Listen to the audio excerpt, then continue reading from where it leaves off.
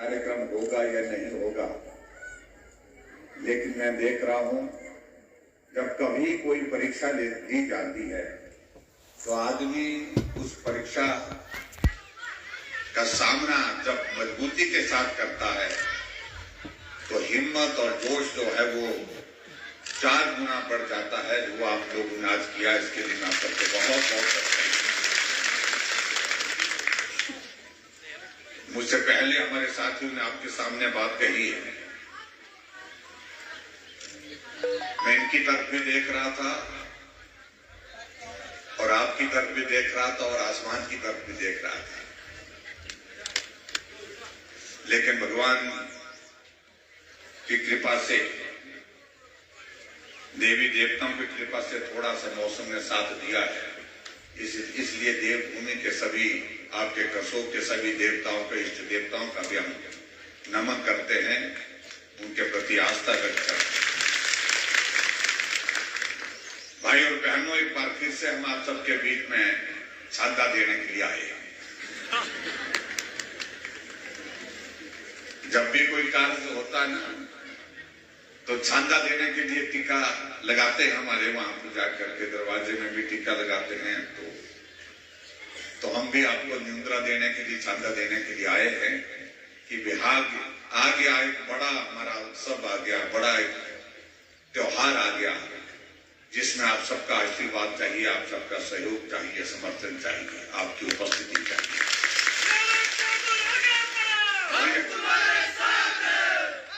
मैं भी आपके साथ हूँ, मैं तो पक्का ही साथ हूँ, कबल दादा।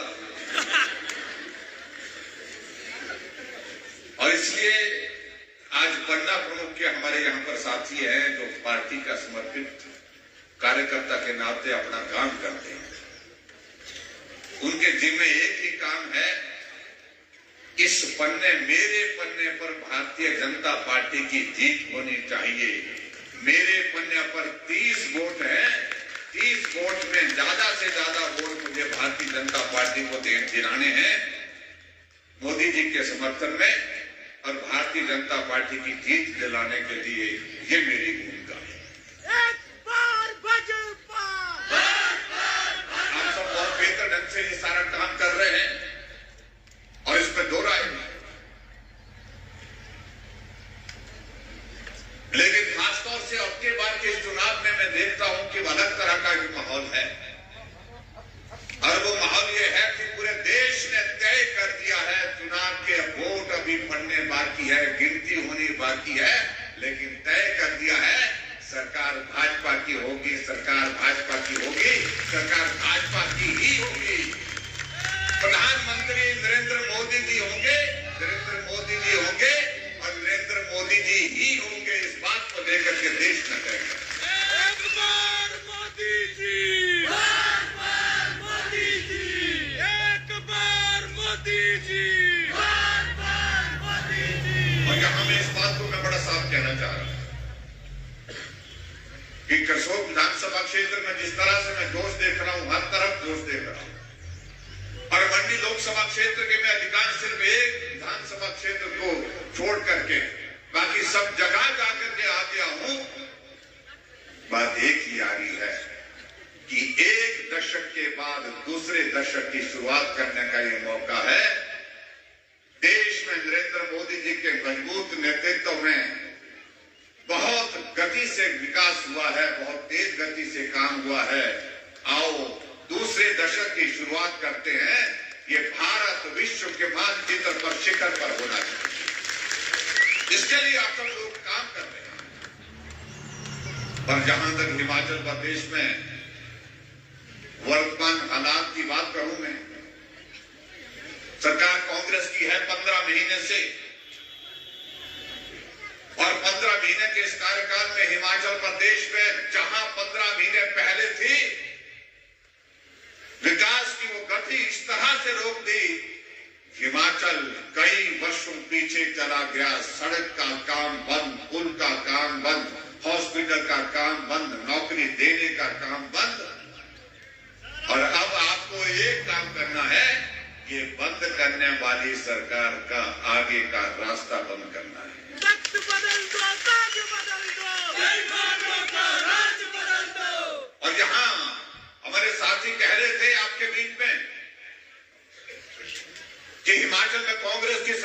वाली और सरकार बनने के बाद जहां उम्मीद की जाती है नई सरकार से काम की, वहां आपके यहां पर कुछ संस्थान हमने खोले थे। हमने आपको उप तहसील दी थी अशला में, नोटिफिकेशन उसकी हो गई, नायब तहसीलदार वहां पर भेज दिया। सुक्खू जी की सरकार आई, कांग्रेस की सरकार आई, अशला वालों की उप तहसील में ताला लगा है। जहां नायब तहसीलदार बैठता था वहां ताला लगा। सरकार काम करने के लिए होती है, काम बंद करने के लिए नहीं होती है। ये नया तरीका हमने देखा। इस तरह से हिमाचल प्रदेश में सरकार बनने के बाद इस प्रकार की भूमिका निभाई है। आपके मुमेर में कान को सर्कल दिया था, नोटिफिकेशन हो गई थी, उसको डिनोटिफाई कर दिया। पटवार सर्कल आपके मट्टेहिल में दिया था, सनादी में दिया था, मनोला में दिया था, कांडी में दिया था, बनेरा में दिया था, नवी धार में दिया था, कोठेड़ में दिया था। सब जगह डिनोटिफाई कर दिया, बंद कर दिया गया।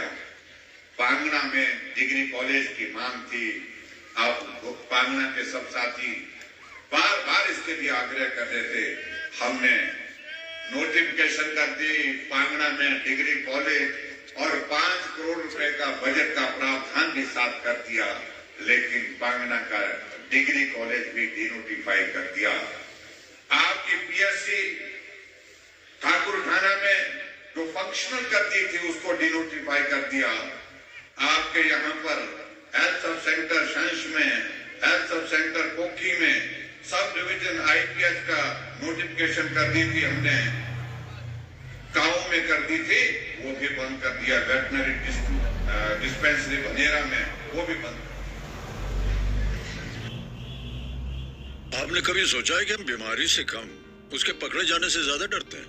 डायग्नोसिस में कोई बड़ी बीमारी निकल आए तो फेवरेट खाना बंद, सुबह शाम दवाई, लाइफ की तो इस डर से आप बिल्कुल मत डरिए।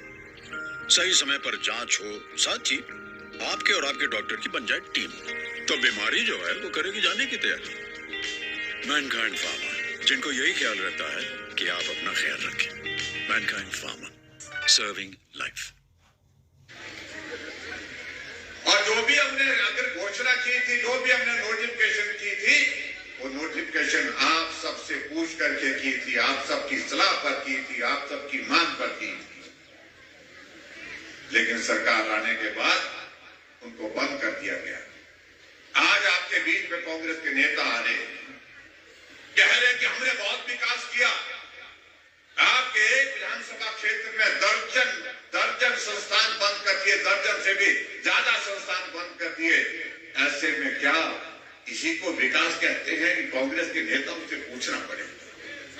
ये जिम्मा आपके ऊपर छोड़ रहा हूं मैं। आप लोग इस बात के लिए पूछेंगे कांग्रेस के नेताओं को। और हिमाचल प्रदेश में करसोग विधानसभा क्षेत्र में अगर हमने विकास को गति दी, जहां सड़कों का जिक्र जहां हीरालाल जी कर रहे थे, जहां विकास की बाकी बातों का जिक्र जहां पर आपके विधायक महोदय दीप जी कर रहे थे, वहां आज कांग्रेस के नेताओं को पूछना चाहिए कि क्या आपका काम करने का तरीका यही है कि जो चले हुए संस्थान, खुले हुए संस्थान, उनको भी आप बंद कर देंगे? भाई और बहनों, 15 महीने की सरकार, और आज मैं आप सबके बीच में यहां कह रहा हूं कि सरकार नाम की कोई चीज हिमाचल प्रदेश में रह नहीं गई है। सरकार है ही नहीं, सरकार जा चुकी है, क्योंकि बड़े बहुमत के बावजूद भी राज्यसभा की सीट को हारे हैं और भारतीय जनता पार्टी जीती है। इस बात का संदेश उनको दे दिया है कि सरकार अब है नहीं। हमारा सीएम कैसा हो,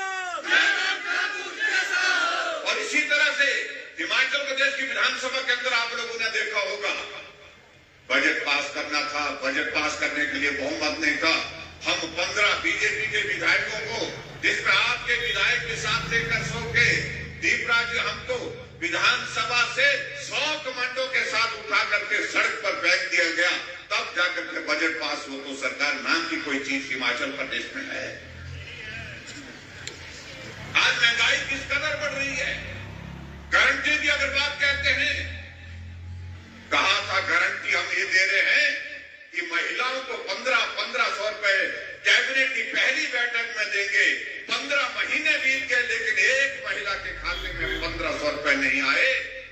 विधानसभा का चुनाव था, चुनाव से पहले भी फार्म भरे, अब लोकसभा का चुनाव आया तो फिर फार्म भर रहे और कह रहे हैं कि जयराम रोक रहा है। 15 महीने में आपके हाथ को क्या हुआ था? आपके हाथ किसने रोके हुए? कितनी बार अपने माताओं बहनों को आप लोग दलील करेंगे? कितनी बार उनके साथ झूठ करेंगे? कितनी बार उनके साथ आप छल करेंगे? इसका जवाब देने का आपके पास ये मौका आ गया भाई और बहनों। मुझे लगता कि उनको जवाब देना चाहिए। कहा था कि कैबिनेट की पहले में हमारी गारंटी है, क्यों 5 लाख नौकरियां देंगे हिमाचल प्रदेश में 5 साल में। कैबिनेट की पहली बैठक में 1 लाख नौकरियां देंगे, सरकारी नौकरियां देंगे। एक बच्चे को नौकरी 15 महीने में नहीं मिल पाई है, एक इंटरव्यू नहीं कर पाए। नौकरी मिली, ये हकीकत है, नौकरी मिली, लेकिन कैबिनेट रैंक के साथ उनके साथी संबंधी जो थे उनको कैबिनेट की नौकरियां मिल गई, लेकिन बेरोजगार 15 महीने से दर की ठोकरें खा रहा है। सारी नौकरी पर प्रतिबंध लगा के रखा हुआ है, कोई इंटरव्यू हिमाचल प्रदेश में नहीं हो पाया। 1 लाख नौकरियां कैबिनेट की पहली बैठक में देने की बात कही थी, और ये आप देखिए 10,000 से ज्यादा और सोर्स में लगे हुए हमारे कर्मचारी, छोटा कर्मचारी, उनको नौकरी से निकाल दिया और 1 साल से उनको तनख्वाह तक नहीं मिली। ये हालात है। और कहा था कि हम गोबर भी खरीदेंगे। मेरे श्राद्ध में तो सब लोगों ने गोबर खेत में डालना बंद कर दिया कि सुखू जी आएंगे तो उनको 2 रुपए किलो के हिसाब से देंगे। 15 महीने से इंतजार कर रहे हैं, वो गोबर भी सूख गया। कितना झूठ बोलेंगे। गाय का दूध 10 रुपए लीटर और भैंस का दूध 100 रुपए लीटर कहा था। लोग इंतजार कर रहे हैं।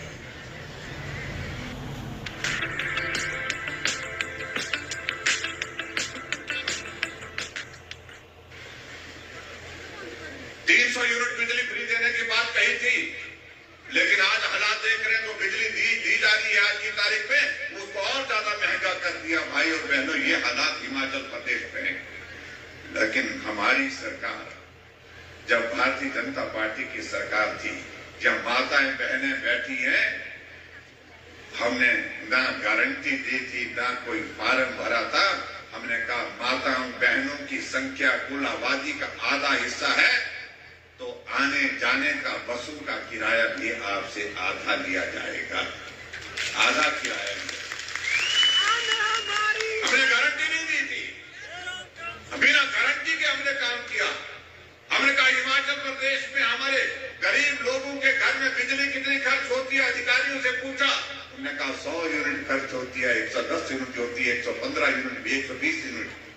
हमने कहा गरीब लोगों के लिए बिजली का किराया माफ करना है।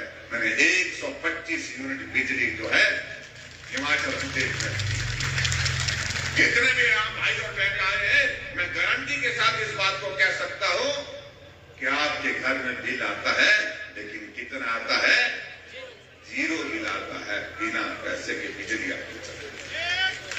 हमने गारंटी नहीं दी थी, हमने फार्म नहीं भरा था, हमने उसके बिना ये सारा काम किया। और उसके बाद आगे बढ़कर के मैं ये भी कहना चाहता हूं, हमने कहा गरीब आदमी का इलाज आदरणीय प्रधानमंत्री नरेंद्र मोदी जी ने आयुष्मान भारत के अंतर्गत पूरे देश भर में 5 लाख रुपए तक का फ्री किया है। और हम हिमाचल प्रदेश में जो बाकी लोग जो आयुष्मान भारत में कवर नहीं हो पा रहे हैं, उनके लिए हिम केयर के अंतर्गत इसका प्रावधान करेंगे।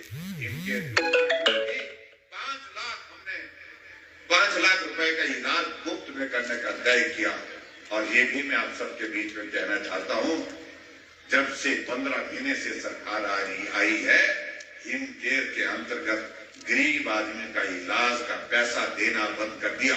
300 करोड़ रुपए सरकार को हिम केयर योजना के अंतर्गत जो गरीब लोगों का इलाज हुआ है, उसके पैसे अभी तक देने को हैं। और अब कोई गरीब आदमी हॉस्पिटल जाता है, वो उस कार्ड को दिखाता है, डॉक्टर बोलते हैं कि माफ करिए, अब ये कार्ड काम का नहीं रहा, इसको सरकार ने बंद कर दिया है। अब कल्पना करिए इस तरह की सरकार। और जहां तक रही हिमाचल प्रदेश में वर्तमान सरकार की, मैंने आपके बीच में कह दिया, कहने को तो सुख की सरकार है, व्यवस्था परिवर्तन की बातें कहते हैं, लेकिन सुख की अनुभूति किसी को है? अपने जो मंत्रिमंडल में कैबिनेट के दर्जे के साथ बैठे हैं, मुझे लगता है कि उनको भी नहीं है। अगर होती तो ये हालात नहीं होते, विधायकी छोड़ करके चले गए। और आज के हालात में तो मुझे लगता है कि सुक्कू जी को भी सुख की अनुभूति नहीं है, वो भी दुखी है। मैंने कहा यार ये सुख की सरकार को बोलना बंद कर दे भाई, क्योंकि सुखी कोई है ही नहीं। आप खुद भी सुखी नहीं है तो मेहरबानी करके इस शब्द को ही मत बोलिए।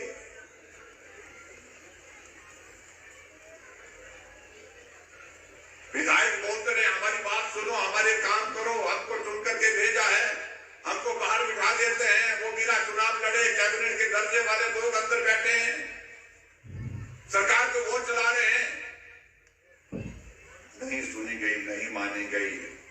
और अंततः ये हुआ कि राज्यसभा का जिस दिन चुनाव था, 6 विधायक कांग्रेस के, 3 विधायक निर्दलीय विधायकों ने कांग्रेस के कैंडिडेट के खिलाफ वोट डाला।